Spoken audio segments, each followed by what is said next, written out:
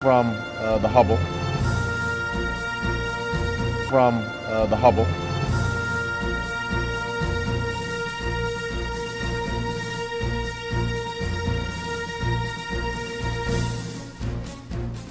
"20 years after launching on a space shuttle and opening its instruments to the farthest reaches of space, NASA's Hubble Space Telescope has become synonymous with exploration, discovery, and even a bit of luck.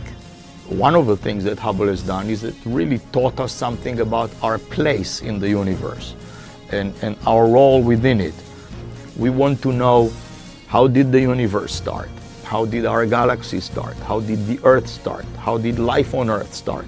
And we also want to know, how will all of these things end?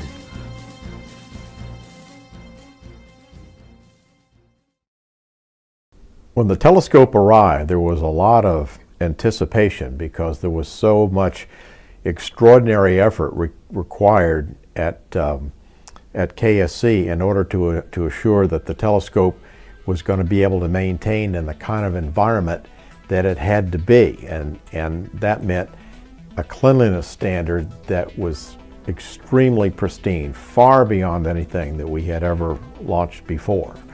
With years of design and construction behind it, the Hubble was sealed inside Discovery for liftoff.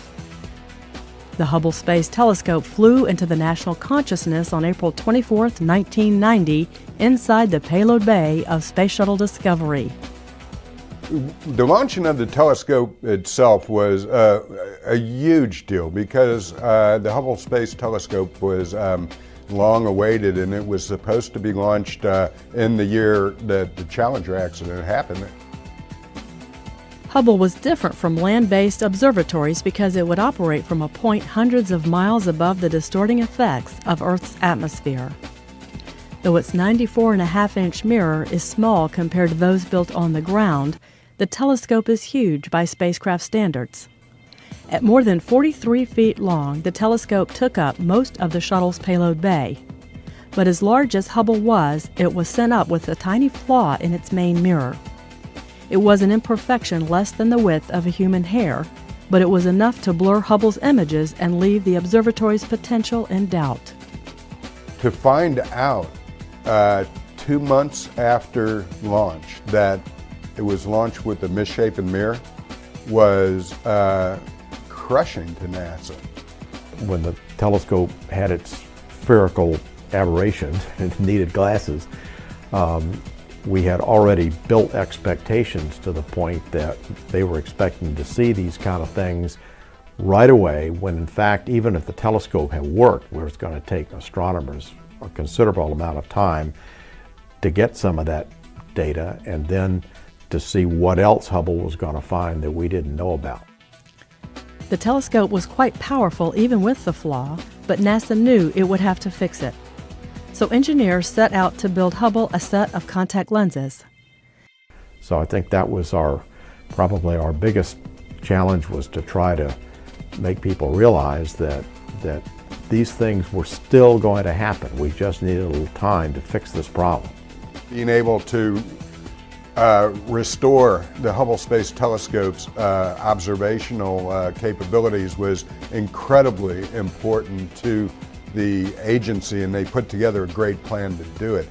Astronauts made 5 back-to-back spacewalks during the repair mission, a first.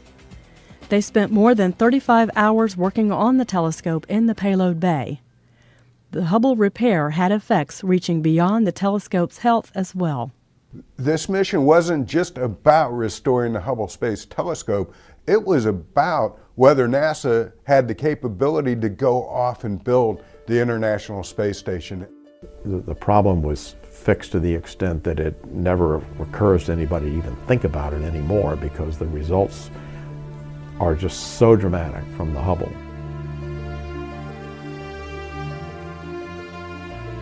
The first images from the telescope proved the servicing achieved its goal. The Space Telescope was free to look into the farthest distances ever seen, nearly as far back as the beginning of the universe. Astronauts made 4 more servicing flights to the Hubble Space Telescope to upgrade its instruments and replace critical components. We did it in a way that we knew it was the last time we were ever going to visit the telescope, and we had to do everything to it that we wanted to do if we wanted it to last a lot longer. So that made it more complex. And when the mission was over, the feeling was we'd done it. They had seen different worlds for the very first time through the eyes of the Hubble Space Telescope, and it's really expanded the general public's view of the universe, how the universe began, what the ultimate fate of the universe is going to be. It has ignited, it just has ignited the imagination of the collective American public. The Space Telescope repaid each mission with more incredible views of space that all could see and appreciate. Hubble observations astounded researchers by showing the universe was not only expanding, it was speeding up. Imagine your amazement if, when I throw these keys up, you would suddenly see these keys accelerating towards the ceiling. This is what we discovered. This was extraordinarily surprising, and it led to this notion of dark energy that is pushing on the universe to accelerate. Once we began to get things back from Hubble, the scientists were beginning to see physical processes going on that they didn't really understand and hadn't been able to see before. 20 years after opening a new eye on the universe, Hubble continues to dazzle by reaching farther back in time and space. The light that we're just now receiving from some of these galaxies and different objects show younger and younger galaxies and stars, the light for which, when they left that galaxy, the Earth hadn't even been formed yet. That's how far back in time Hubble is seeing. We're talking about questions that a few tens of years ago we didn't even know to ask. The whole thing is a very storied program from the very first launch until the last servicing mission.